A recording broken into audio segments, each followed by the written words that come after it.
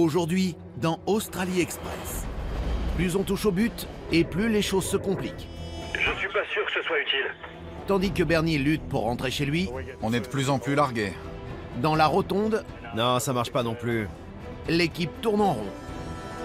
J'ai jamais vu ça. Et James, le fanat de train, continue sa quête Je vais d'abord aller à l'avant. afin de réaliser son rêve de conducteur. Ce sont les rois de l'Outback. Il faut tout le temps être concentré. Certains des plus grands trains au monde Si ça tourne mal, les conséquences seront graves. effectuent de longs trajets C'est une bombe sur roue. à travers un continent hostile. Waouh, regardez toute cette eau. Une nation compte sur eux C'est bon les gars, on s'y met. et sur les équipes qui entretiennent ces monstres de métal. Ma jolie. Ils transportent des quantités de nourriture, marchandises et minéraux sur des kilomètres. On est vraiment au milieu de nulle part. Des grands trains, Ça va être un défi pour nous. un grand pays. Personne l'a encore fait. On va voir.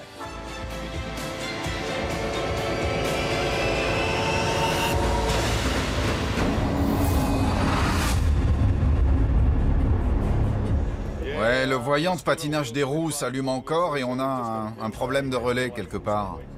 Au sud du désert australien, Bernie Baker et Warren Murphy rencontrent un nombre alarmant de difficultés techniques. Ils essaient de tracter 1,6 km de charbon à l'aide de 5 locomotives aérodynamiques des années 50. Là, on essaie de passer la colline, hors de Nectarbrook. Il y a un voyant d'allumé, c'est pas normal ça. On a un truc qui fait des siennes à l'arrière. S'ils veulent gravir les pentes raides droit devant, ils auront besoin de pousser au moins 4 des 5 moteurs à pleine puissance. Ah bon sang, on va atteindre Membrey Creek et voir là-bas. C'est assez mal parti. Mais s'il y a bien un homme capable d'un tel exploit, c'est Bernie Baker, le roi des rails de l'Outback. Ah, écoutez-moi ça. Elle a du souffle. Elle a vraiment du souffle.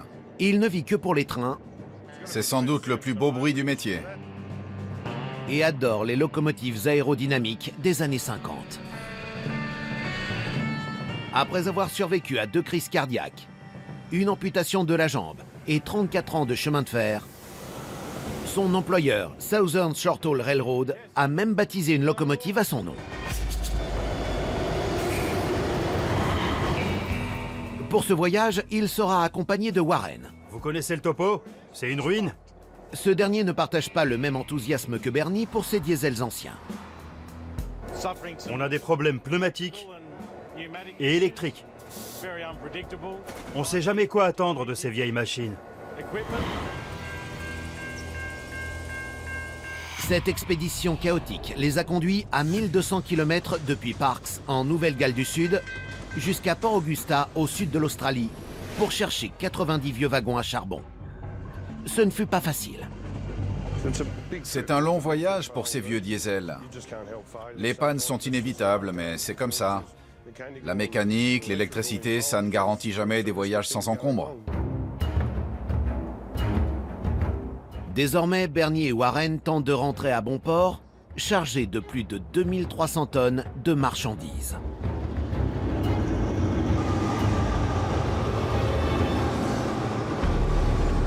Mais ils peinent à avancer. Le voyant du patinage des freins s'allume par intermittence. Là, on est au milieu de la ligne et on est mal parti. Leur programme étant déjà chamboulé, ils décident de chercher une solution au problème sans s'arrêter. Où tu es? Bernie appelle un ami afin qu'il les aide à cerner quel problème affecte les moteurs. Ouais, dis-moi quels locaux ne fument pas au niveau de l'échappement. Paul Quinn, ingénieur, va rouler le long du convoi pour repérer la fumée. Si une locomotive ne fume pas, elle est en panne. Bernie a besoin de 4 locomotives sur 5. Si une de plus venait à lâcher, cela compromettrait cette aventure.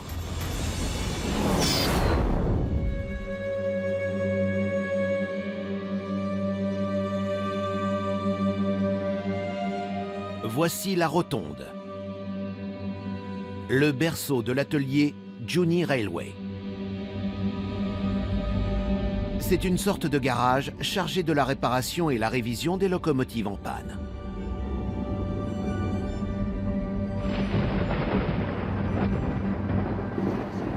On la met en 1 comme la dernière fois. D'accord, c'est juste là? Ouais, numéro 1. D'accord. Cette locomotive est vieille de 47 ans. Et elle est prise en charge par l'apprenti Ethan Sainsbury. Chacun fait sa part, et si on est à la traîne, on se laisse facilement dépasser. Apparemment, je m'en occupe. Va savoir pourquoi.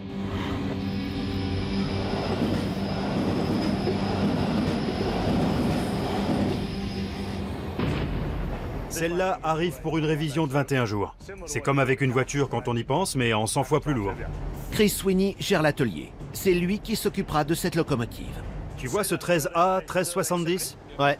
Il me faut 2 courroies similaires. Si t'en trouves pas, n'en commande pas. Reviens directement. La rotonde est située à mi-chemin entre Sydney et Melbourne, en plein milieu du plus important réseau ferroviaire d'Australie. Pour Cube, le propriétaire de la locomotive, chaque minute passée à l'atelier équivaut à des marchandises non acheminées. Comme leur patron est à Sydney, si on ne peut pas les dépanner dans l'après-midi, ils devront rediriger les locaux pour couvrir celle-là, surtout s'ils sont occupés, et c'est le cas. Il faut tout d'abord examiner l'engin pour identifier le problème. Ah, celle-ci est vieille, donc c'est un vieux moteur Alco. C'est du vieux, ça. Des pièces à 12 cylindres. En gros, avec ces moteurs Alco, il y a toujours des fuites d'eau ou d'huile. C'est normal avec ce type de machine. Mais c'est sale, comme tout dans l'industrie ferroviaire et les locomotives.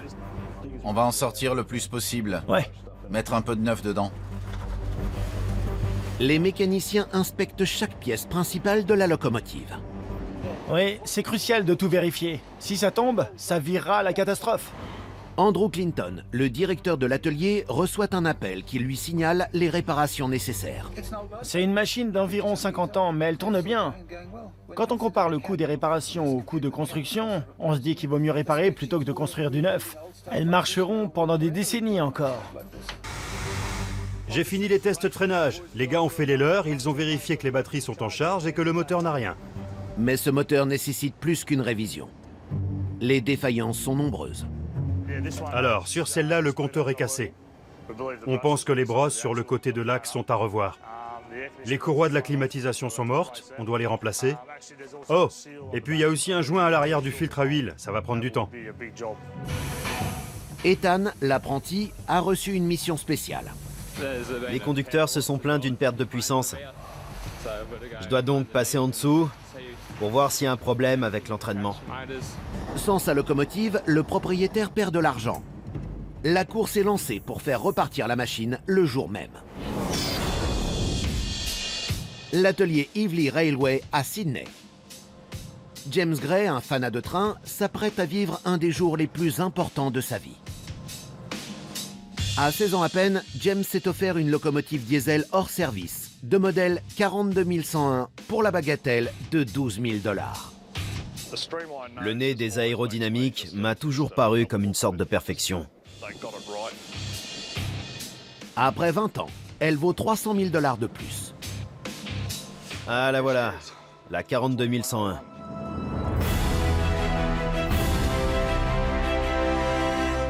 Ouais, parfois je me dis que c'est incroyable de l'avoir tournée après tout ce temps. Mais ce n'est pas aussi simple. Il faut un permis. C'est un peu comme posséder une Ferrari sans pouvoir la conduire. Je suis prêt à la faire démarrer.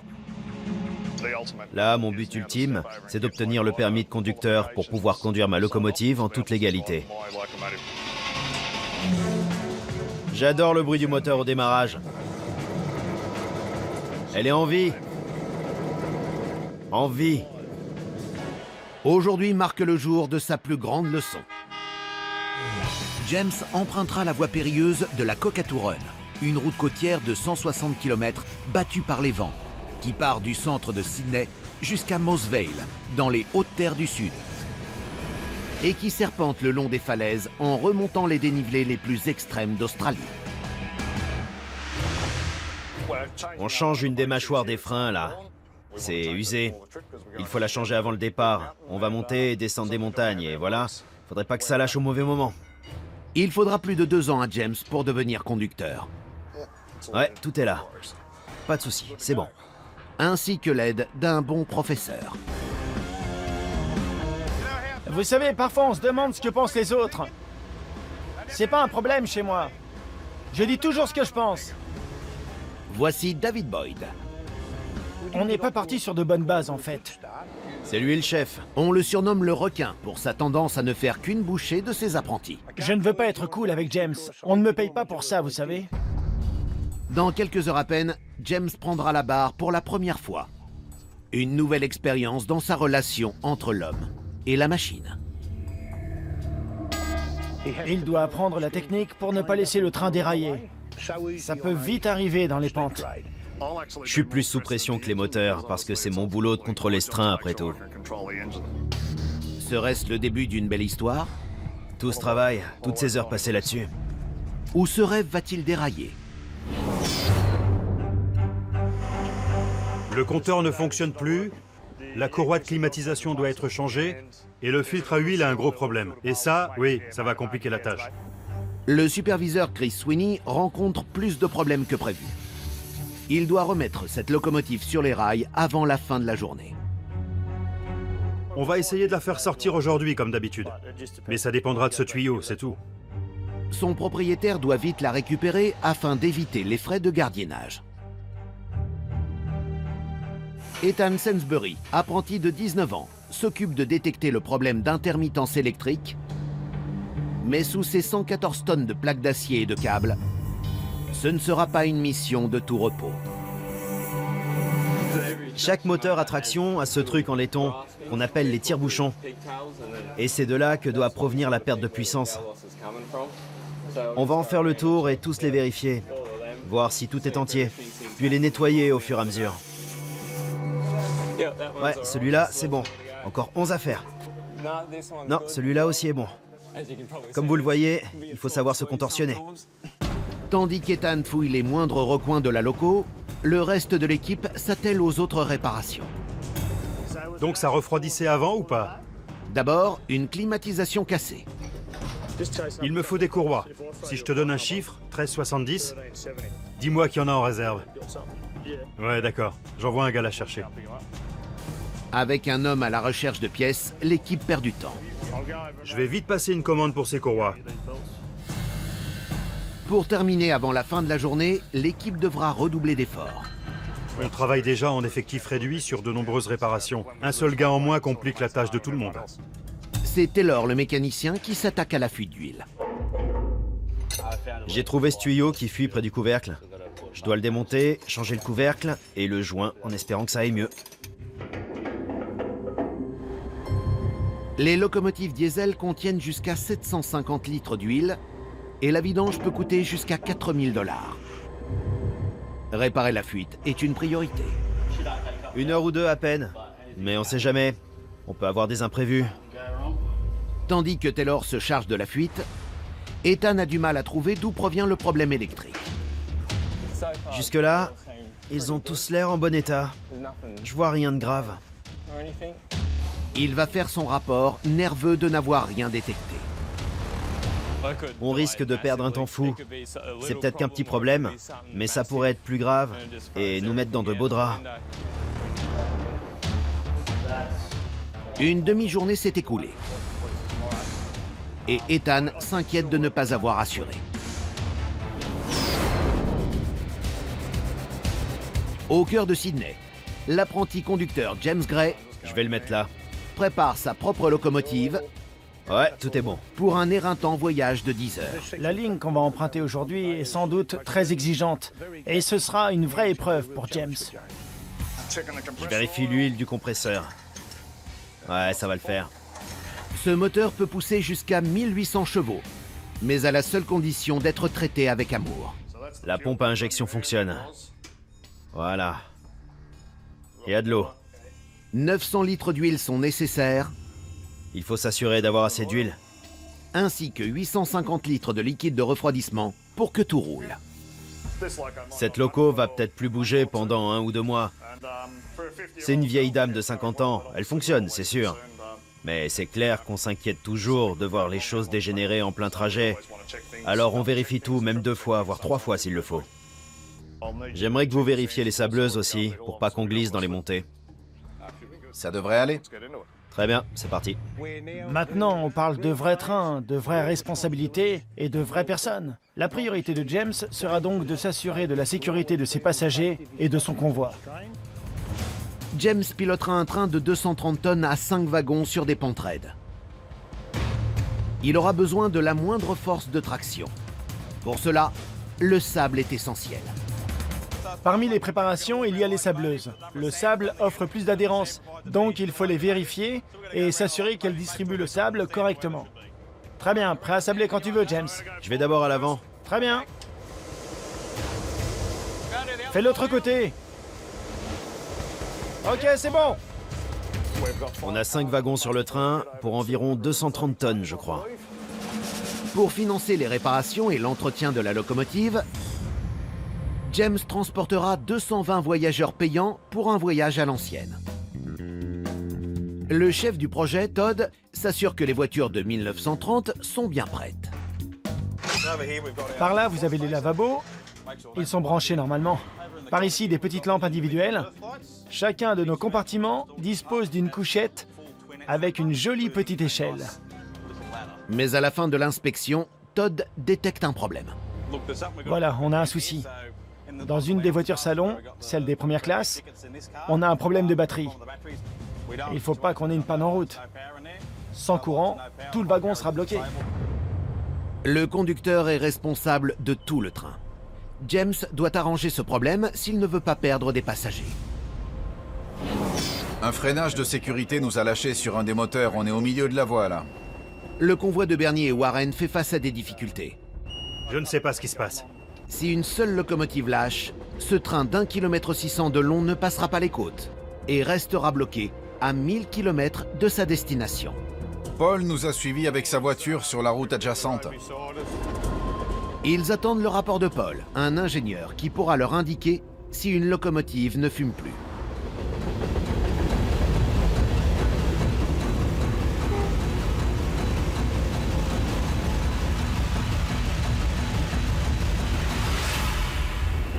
Super. T'inquiète, merci beaucoup mon pote. Je t'en dois une. Beau boulot. T'es un chef, à plus. Donc elles fument toutes sauf la 302. Coupe la 302, on n'en a pas besoin, coupe-la. D'accord. Une locomotive nous a lâchés. À Port-Germain, on la coupera et on la tractera avec le reste jusqu'à l'arrivée. Je déconnecte ce moteur. Exact, chef. On repart pour du 4 sur 5. Ils ne peuvent pas se permettre de perdre un autre moteur. Là, en théorie, il en reste une de secours.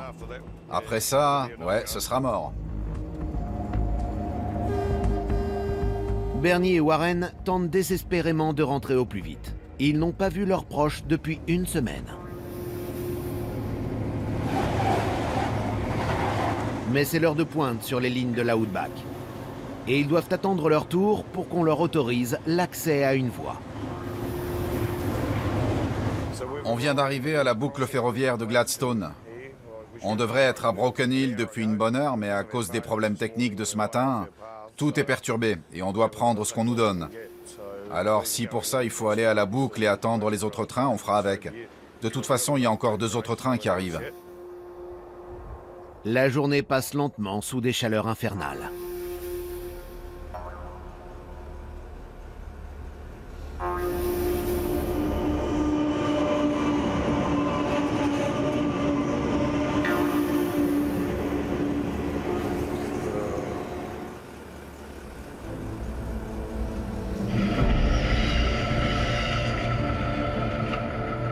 Et enfin, la voie se libère.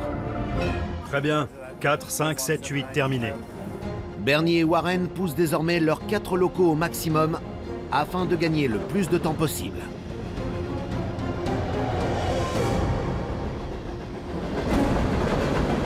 Mais cette journée d'attente leur joue des tours.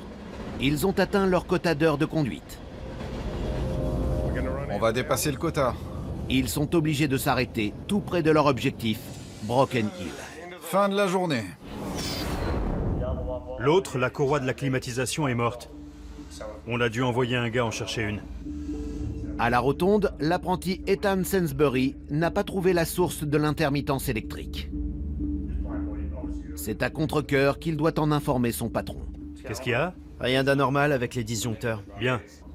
Tout ce que j'ai vu d'anormal, c'est un percuteur sur un porte-brosse. Mais c'est pas grave ça, si? Non, c'était pas sur l'armature. Non. Non, d'accord. On continue alors. Ouais. Vérifie les freins. L'équipe de maintenance a un homme en moins, et Ethan cherche toujours l'origine de la panne. Il n'a rien trouvé d'anormal. À ce stade, on ne peut que continuer de chercher. Et sinon, parfois, un truc déraille de façon un peu capricieuse. Surtout par temps humide. Tiens, voilà l'arbre aussi. Pas trop tôt. Tu m'étonnes. Il est où, Ethan?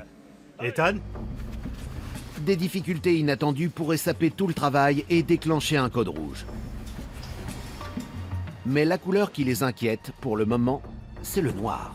La graisse de la transmission semble avoir été contaminée. C'est un peu inhabituel, ça. Cette graisse n'a pas cette texture d'habitude. C'est tout. Hé, viens voir cette graisse, c'est bizarre. On dirait qu'il y a des grumeaux dedans, des morceaux séchés. Alors qu'avec cette chaleur, ça devrait être liquide comme tout. Je sais. On dirait qu'il y a du sable dedans, mais il n'y a pas de sable ici. Le mécanisme pourrait s'abîmer rapidement. Les pièces sont en contact permanent. Et ce... C'est quoi ce truc? Mais ça a l'air granuleux en fait. Jay, t'as une bassine? Attends, on va en sortir le plus possible et voir si on peut en remettre de la propre. Là, j'ai pas les mots pour décrire ça. C'est très très collant. Et d'habitude, c'est pas aussi granuleux. Pas au point de devoir tout enlever. On fait jamais ça. On dirait que ça a été contaminé par quelque chose. On sait pas trop. On va la changer au maximum. Et c'est tout sali. Je fonce me laver. Il adore ça. Ils auraient préféré éviter de se bagarrer avec cette mélasse. Enfin, une bonne nouvelle. La fuite d'huile provenait d'un joint abîmé. Voilà le joint qui fuyait. Il s'est trop écrasé. Il est devenu tout fin et a fini par s'abîmer, là et là. C'est de l'usure. Remplacer cette pièce est facile. L'équipe rattrapera ainsi un peu de temps.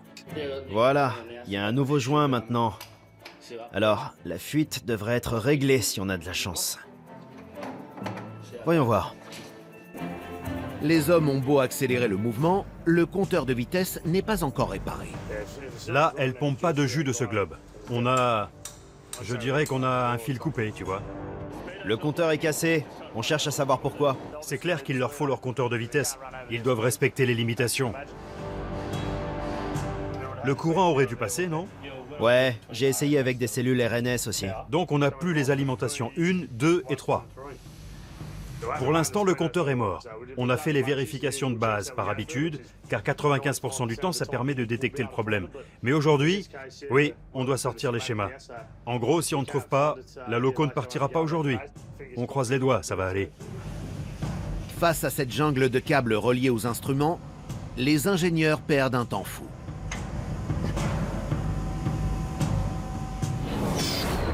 Voilà, on a un souci.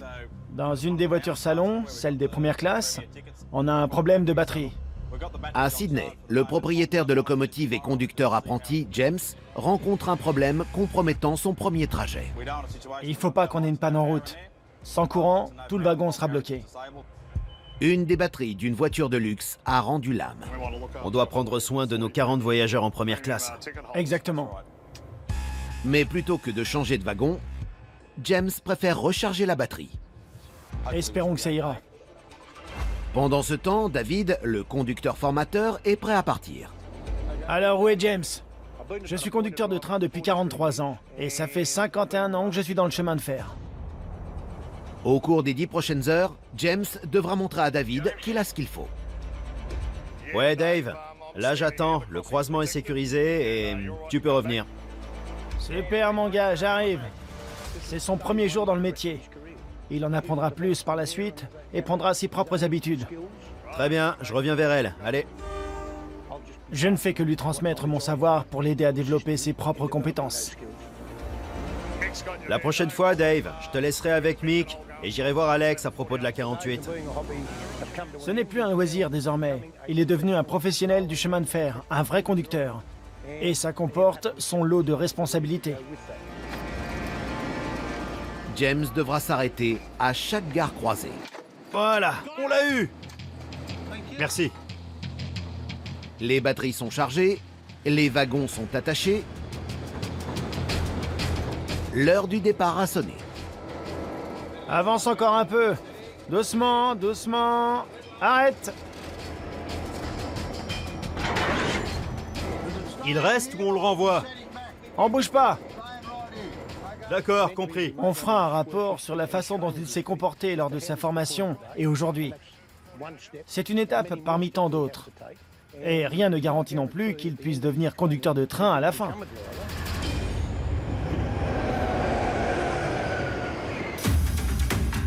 Le départ se fera depuis la gare centrale de Sydney, la plus grande gare du pays, enregistrant plus de 250 000 voyageurs et le passage de plus de 800 trains par jour. Pour James, c'est un vrai baptême du feu. On a les horaires pour Kukatu. À bord, ce sont plus de 200 passagers qui sont prêts pour une belle balade. Une belle journée s'annonce. Il fait beau. Ouais. Ce sera un bon voyage. On décolle. James et David pénètrent dans un dédale de voies, de trains et de signaux 1-2 mon gars. 1, 2. encore trop dangereux pour un débutant comme James. Vous voyez sûrement le barrage de signaux plus loin. C'est très compliqué de tous les apprendre. C'est trop pour un premier trajet. C'est une des gares ferroviaires les plus fréquentées d'Australie. Son rôle consiste à assimiler le système et à aider David le temps qu'il sorte de la ville. On est sur la panne du compteur de vitesse. On a fait les vérifications de base et tout le reste, mais ça n'a encore rien donné. Les ingénieurs de l'atelier Juni sont dans l'impasse. La locomotive de Cube risque de ne pas repartir avant la nuit. Sans compteur, ils ne verront pas ce qu'ils font. Oui, le plus gros problème est là, c'est vraiment le compteur. Chris et l'électricien Nick Blanchard doivent vérifier chaque pièce du compteur de vitesse, de l'avant à l'arrière de la locomotive. Je dirais qu'il y a un câble sectionné quelque part. On va continuer les tests à cloche et de tension pour faire repartir la loco à temps, en réparant ce compteur. Vas-y, mets-le sur R. Sur R. Bon, ça marchait on dirait. Alors ça devait venir du disjoncteur. On va l'enlever, le remplacer, et on saura si c'est de là que vient le problème. Ça, c'est un disjoncteur. Pour le compteur, on appelle ça un collecteur, en fait. On va le remplacer et on va voir. Connecté à une des roues, le disjoncteur envoie un signal au compteur. J'espère que c'est ça. J'en ai marre de ce truc. Si le problème ne vient pas de là, on va devoir continuer à chercher. Allez!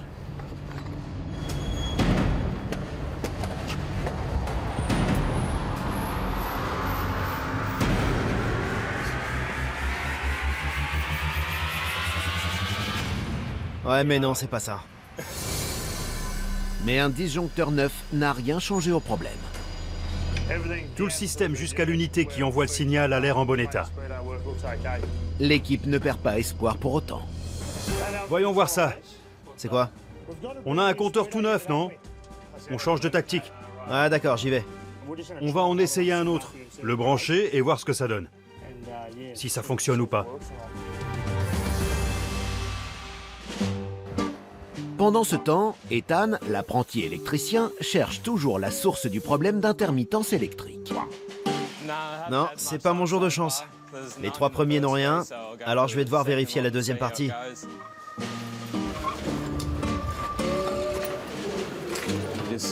On les secoue doucement, on regarde si tout va bien. Et si c'est le cas, on avance jusqu'à trouver le problème. Le temps joue contre les mécaniciens. Il leur reste moins d'1 heure avant le délai établi. Ouais, c'est sympa, merci. Nick revient avec le nouveau compteur de vitesse. Eh non, ça change rien non plus. Des deux pièces, anciennes comme neuves, aucune ne fonctionne. Et les hommes sont à court d'idées et de temps. On est sous pression aujourd'hui. On espère que la loco repartira en fin d'après-midi. Près de Broken Hill, à bord de la locomotive aérodynamique, Bernie et Warren ont atteint leur quota de 12 heures de conduite. Ils doivent s'arrêter et se reposer. On va prendre la voiture jusqu'à Broken Hill, on va manger, puis se coucher.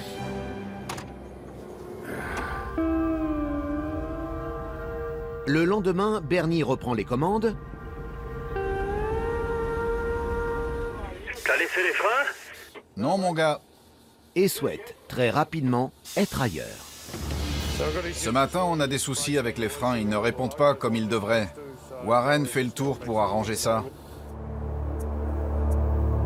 La semaine a été longue. Ça va faire 6 jours aujourd'hui. Il reste encore 673 km. Et maintenant, on n'arrive pas à repartir. J'ai beau adorer ces vieux diesels, ces vieux modèles, je serais bien content de rentrer et penser à autre chose en me levant. Ouais, j'ai une pression à 0 sur les cylindres de frein sur la 302. Magnifique. Les freins fonctionnent enfin, mais le ravitaillement en carburant se fait attendre. On attend notre essence. 11 heures? Bon sang, c'est pas ce qu'on m'a dit plus tôt. Mince. Non, on nous a pas dit 11 heures, mais midi et demi. Mais s'il ne revient pas, on va devoir trouver une autre solution. Il semblerait qu'il y ait un problème de communication quelque part. Ils sont là en ce moment, je vous dis. Je me suis mis en position et... D'accord, merci Dwight, je te revaudrai ça. Bonne journée, salut. On va utiliser du carburant. Il dit que si on positionne les locaux, dans 1h30, il viendra. Je lui ai dit qu'on était déjà là. Ce retard rend le voyage encore plus chaotique. Ces sections, ils vont pas vous les débloquer. Mais je crois pas que vous puissiez les contourner. Votre train est trop long. Ouais, je vois. Donc, on va devoir actionner les points 104 ? C'est ça, on n'a pas vraiment le choix.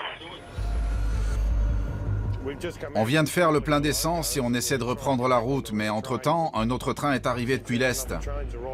Les embranchements se sont verrouillés et le central ne peut pas les manœuvrer à distance. On doit les actionner à la main et serpenter entre eux. C'est ça ou se tourner les pouces. Mais on a une cargaison à ramener, nous. Warren devra actionner chaque embranchement afin de garder le train sur la voie principale. C'est une marche de 1,6 km qui l'attend, par 35 degrés. Fichu saleté. Ah, bordel. Après 6 longs jours éreintants, il leur reste à peine 670 km à faire. Mais au cours de ces 4 dernières heures, ils n'ont pas bougé d'1 centimètre. On va tester chaque fil un à un pour y voir plus clair. Espérons que ça marche. Chris et Nick s'acharnent à réparer un compteur de vitesse, mais le délai de livraison de la locomotive approche. C'est frustrant quand on change tout, mais bon, ça fait partie du jeu, c'est comme ça. La pression monte lorsqu'Andrew, le patron, arrive pour voir l'avancée des réparations. Ce sera prêt pour ce soir? Ouais, ce sera bon dans l'après-midi. Il nous faut ce client, tu sais. On continue, il suffit d'y croire au final, de ne pas s'énerver là-dessus. C'est bon, on va rester patient. Je te parie qu'il y a un 3e fil par là. Alors que les électriciens réparent le compteur, Bon, celui-là est bon aussi. Ethan l'apprenti n'a toujours rien trouvé concernant l'intermittence électrique. Non, j'ai rien trouvé. Je vais chercher Chris pour lui demander son avis. Si j'arrive à le trouver. Quand cette loco est entrée, on avait repéré une panne par intermittence. Alors on a vérifié les moteurs de traction, le générateur n'avait rien, d'après le cahier des charges. Parfois, c'est juste une bosse sur la voie, ou un peu d'eau par-ci, par-là. Mais maintenant, tout est bon.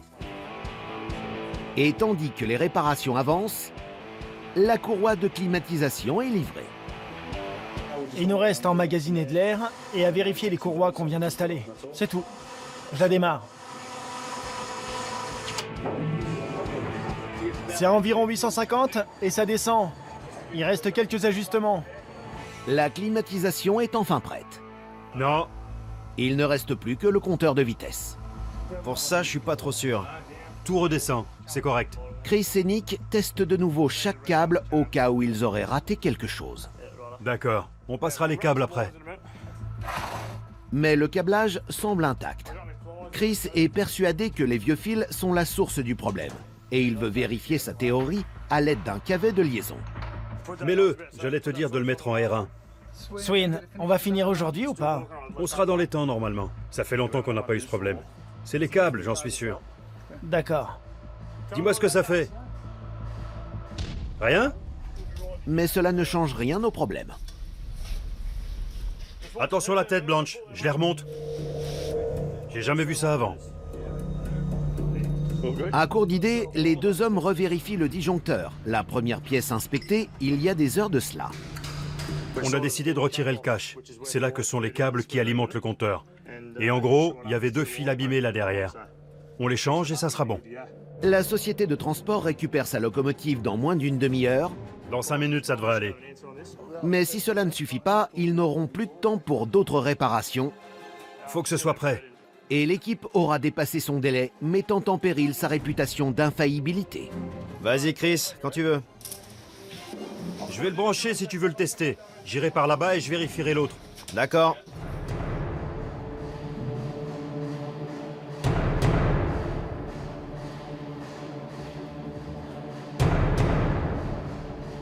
Oh ouais, enfin. Ouais, ma jolie, c'est comme ça qu'on t'aime. Fantastique. Le tube se met à chauffer, c'est la fête. Ouais, il a chauffé en un instant. Donc on peut la rendre ce soir? Sûr et certain, ça va aller. Bien, on sera payé. Ouais. Je peux vous payer. Tu pourrais nous payer pour avoir tapé la pause devant la caméra toute la journée. Comme vous l'avez vu, on a eu du mal avec le compteur de vitesse aujourd'hui. Mais on s'en est sorti, c'est le principal. Il faut serrer les dents et continuer. Au final, ça venait d'un câble sectionné près du disjoncteur. Ce genre de problème ajoute un peu de piment à ce métier. On peut la renvoyer cet après-midi, c'est génial. On a une bonne équipe, ils se sont surpassés. Comme toujours. C'est pas mal tout ça.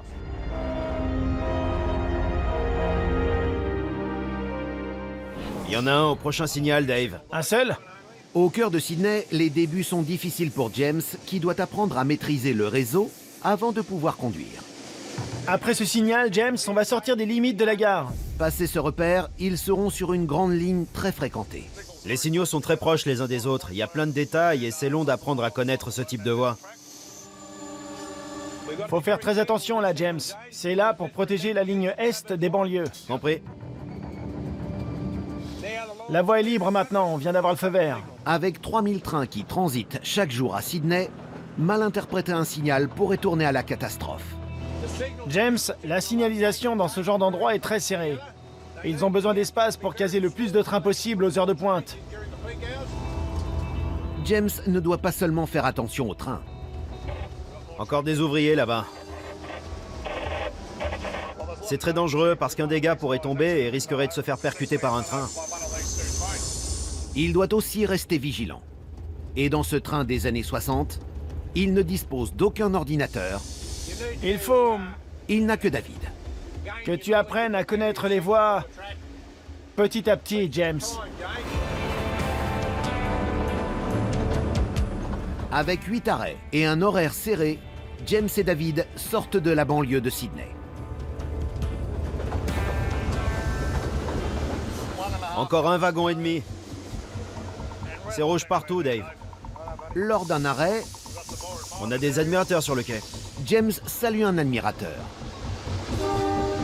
Sa première erreur du jour. Évite de faire ça ici, mon gars. Le sifflet ne sert qu'en cas d'avertissement. Il y avait quelqu'un sur le quai qui... Les règles ont changé, c'est son métier maintenant. Une fois sorti de la ville, c'est au tour de James de prendre les commandes. J'y vais. Il conduit enfin la locomotive qu'il a remise sur pied à la sueur de son front, avec à son bord 220 voyageurs et pesant 340 tonnes. On manœuvre une vraie locomotive sur un réseau très fréquenté. Et il faut rester extrêmement vigilant. Un rêve de toute une vie se réalise. Mais la route qui l'attend est l'une des plus exigeantes d'Australie. Et cela pourrait rapidement tourner au cauchemar. Il y avait des problèmes avec les embranchements, donc on a dû les enclencher manuellement avec une poignée. Et on n'a pas que ça à faire. Warren vient de marcher 1,6 km sous la chaleur de la Outback pour activer les embranchements à la main. Le train de 2800 tonnes peut désormais regagner la ligne principale et, si tout va bien, rentrer. J'espère que Warren est en forme. Je pense que oui. Ouais, il vient de longer le train, là. C'est un vrai athlète. Et il doit recommencer. Faut reverrouiller les embranchements, c'est de la vraie saleté. On doit vraiment tous les reverrouiller avant de partir? Personne d'autre pourra s'en charger. D'accord, compris.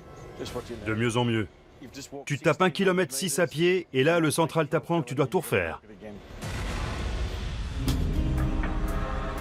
Bon, il faut bien remettre les embranchements en place, même si c'est pas à nous de faire ça. Normalement, c'est au responsable de la ligne de s'en charger. Avec un train de 1600 mètres, on va bloquer un passage à niveau. Et on perd encore du temps. N'ayant rien d'autre à faire en attendant Warren, Bernie profite de son temps